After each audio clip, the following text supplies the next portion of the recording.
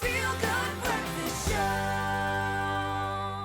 Welcome back. Thank you so much for keeping it locked as we continue to talk sport, and what a year it's been. I'm calling it the year of women's sport, and the FIFA Women's World Cup has certainly been at the heart of that. The quarterfinals have concluded, and we are left with only four: Spain, Sweden, England and the Matildas, that's Australia, are going through to determine who will be crowned the best women's team in football. And that's on the 20th of August. And here to chat a bit more about what has been a world-class World Cup is our good hope, FM Sports anchor Lorenzo Daris. Incredible, buddy. It's difficult to know where to begin because it feels like there has been such a level up in the interest, focus and support behind women's sport this year. I know the ladies have been performing like this for years, building up to this point. It's like we finally have cottoned on to just how good that top tier really can be. Only four are left. How are you feeling about the tournament? Tournament, absolutely amazing. Sure. We've seen some teams that should be in the top four, be knocked out in the group stages, but also the attendance has been magnificent. About 1.5 million tickets sold. Wow. I remember that FIFA had a whole fanfare for that ticket itself to a family and invited them to sit with the executive to watch the matches. Certain stadiums selling out at 72,000 fans, spectators, just and that's TV money. That translates to TV money, which translates to professional structures within sport. Even translates to a little World Cup bid on our part, but we won't get there too quickly. Or bonuses. No, we absolutely love the movement, but of course, let's talk Turkey. And for those four teams, all of this is just fluff. They've got to do the business on the field.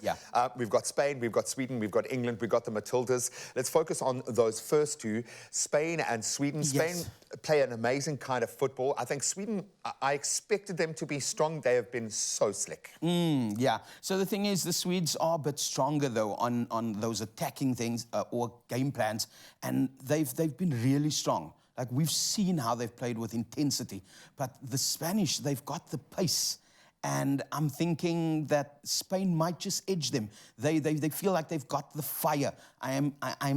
I'm hoping that I'm not wrong, because I know you're going to call me out. but it's what you said, because often there is a team that just has that X factor during a tournament. Their timeline works well, they build, they get tested at the right times, maybe taste a little defeat in the group stages in the right kind of way. Then, just move in that right direction. Completely, and it kicks at the right time. When you talk about a team kicking at the right time in uncharted waters now, the Matildas taking the opportunity in front of their home crowd in a penalty shootout. I think there is nothing worse in this world to put a sports star who's worked their entire life to get to a point than making them go and kick a penalty, to put their whole nation's hopes on their shoulders, but they did it. The Matildas are through. Just the fact that they are there, the self-belief has got to be through the roof. As much as England should have this one on Wednesday at midday, there is something in this Australian camp and the home crowd, sold out home crowd advantage that we must be scared of. Yeah, no, definitely. Co-hosts, and did not expect them to go all the way to the semi-finals. But I watched that penalty shootout against France, and I was on the edge of my seat, because it seems that it was there for the Matildas to take every time France had made a mistake, and then they would just come back. And then, you know, when my heart, you know, all the way. And I feel that what I don't like at the moment is that there's talks of Australia wanting to declare a national holiday. I feel that they should wait until just wait a bit, just pump the brakes, pull it back. There's something about chickens coming home to roost. Just wait, man, just wait. The fact that we've seen a bit of a shift in the balance of power. I think I expected European dominance. Africa put her hand up this year, which was fantastic. But this has been a very different, maybe South America has kind of stepped up on a different level. Not the South Americans we thought, but it's been a very different kind of tournament. What do you make of Europe's showing in this? Look, with Europe at the moment, and you'll probably be able to see it on my face, with the way we're moving forward in the world at the moment, they should not have 11 teams that qualifies. There should be an equal opportunity for all the confederations to be able to put teams forward. For us to have over 50 countries in Africa and only 4 qualified, I feel that FIFA needs to do something different going forward, because we cannot have European dominance all the time. Yes, they're lucrative. You wait for I was going to say, because this kind of that ratio kind of follows the money more than the talent. But you could see the difference as well because of the amount of money that gets invested in European football, where they are at the moment. We've got 3 European countries that are in the top 4. We had Colombia, Brazil were not there. Yeah. So, yeah. Sign of the times. And just very quickly, are we going to get the 2027 World Cup here in South Africa? Early next year, we'll be getting a wonderful message from FIFA that we are hosting it. I think that we've got the infrastructure.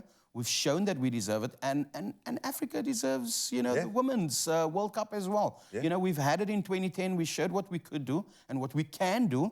And again, we've got the infrastructure. We've got the backing of government, and we've got a team that if they get the National League, if they get that National League right, we'll be in the top 4. Okay, so Lorenzo said it. Okay, we need a national professional league for women here, about 6 to 8 teams. That's all we're asking for. We want the World Cup here in 2027, and we want bonuses for our players. Done deal. But all the best of luck, whichever teams you are supporting in the quarterfinals or semi-finals of the FIFA Women's World Cup. We have not been disappointed. Enjoy.